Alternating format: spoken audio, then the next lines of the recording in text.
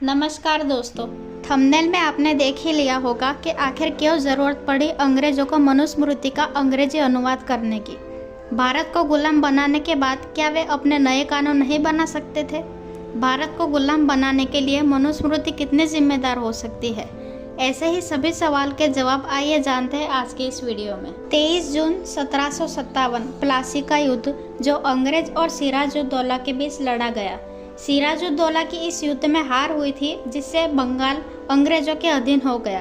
अगर बंगाल जैसा बड़ा क्षेत्र अपने अधीन हो गया था तो आखिर क्यों अंग्रेजों को मनुस्मृति को अंग्रेजी में अनुवाद करवाना पड़ा? बंगाल को जीतने के बाद वे अपने नए कानून के हिसाब से भी तो चल सकते थे। वीडियो शुरू करने से पहले हम मनुस्मृति के बारे में थोड़ी जानकारी पता कर लेते हैं। मनुस्मृति हिंदू धर्म का सबसे पुराना कानूनी ग्रंथ माना जाता था, जिसको हम हिंदू धर्म का पहला संविधान भी कह सकते हैं, जिसमें कुल 12 अध्याय और 2684 श्लोक है। कहा जाता है मनुस्मृति के निर्माता महर्षि मनु है।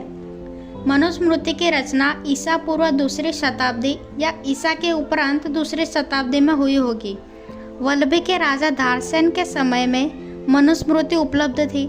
इसका उल्लेख उनके बनाए हुए ताम्रपत्र लेख में मिलता है।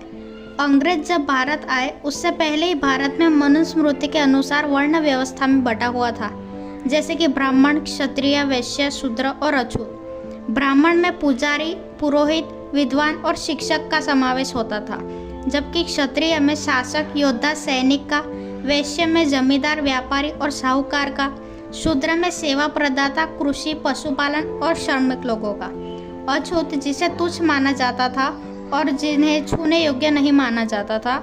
जब अंग्रेज भारत आए तो वो ऐसी वर्ण व्यवस्था को समझते नहीं थे। उनको भारत में हो रहे जाति विवाद और छुआछूत का अंदाजा भी नहीं था। वो देखते कि कुछ स्त्री पुरुष और उनके बच्चों का हिस्सा गांव से दूर रखा जाता था। जब अंग्रेज उनके पास जाते तो वो डरते थे और उनको बुलाने पर वे उनके समीप न आके भाग जाते थे। उनके आगे बर्तन नुमा गड़ा रहता था, यानी कि गले में कटोरा लटका रहता था और पीठ पीछे झाड़ू। ये किस वर्ण की बात हो रही है आप समझ ही गए होंगे। ये सब बातें भारत में रहने वालों के लिए नई बात नहीं थी, परंतु अंग्रेज इसको समझ नहीं पाते थे। उन्होंने देखा कि भारत में ब्राह्मण, क्षत्रिय और वैश्य वर्ण के लोगों को भरपूर सम्मान मिलता था, परंतु शूद्र और अछूत वर्ण के साथ जानवरों से भी बदतर व्यवहार हो रहा था। अंग्रेजों ने देखा कि भारत में ब्राह्मण का बेटा ही ब्राह्मण बनेगा, चाहे उसमें वेद पुराणों का ज्ञान हो या ना हो।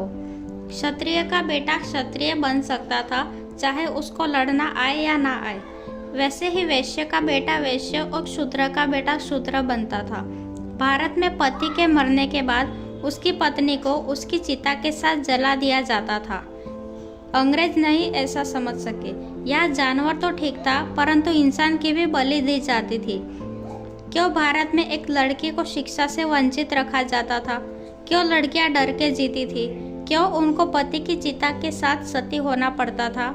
ये सब अंग्रेज नहीं समझ पा रहे थे।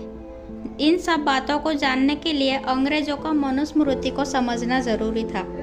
1765 में जब अंग्रेजों के हाथ में बंगाल के अलावा बिहार का क्षेत्र भी आ गया तो अंग्रेजों को मनुस्मृति समझना आवश्यक हो गया, क्योंकि किसी भी देश पर राज करने के लिए उस देश के बारे में, भूमि के बारे में और वहाँ के लोगों के बारे में पता होना जरूरी है। 1776 में मनुस्मृति को विलियम जोनास ने अंग्रेजी में अनुवाद किया, जो आधिकारिक ग्रंथ माना जाता था। उसका अंग्रेजी में अनुवाद a code of Gentoo laws शीर्षक से किया गया। तब अंग्रेजों को भारत की वर्ण व्यवस्था के बारे में जानकारी हो गई।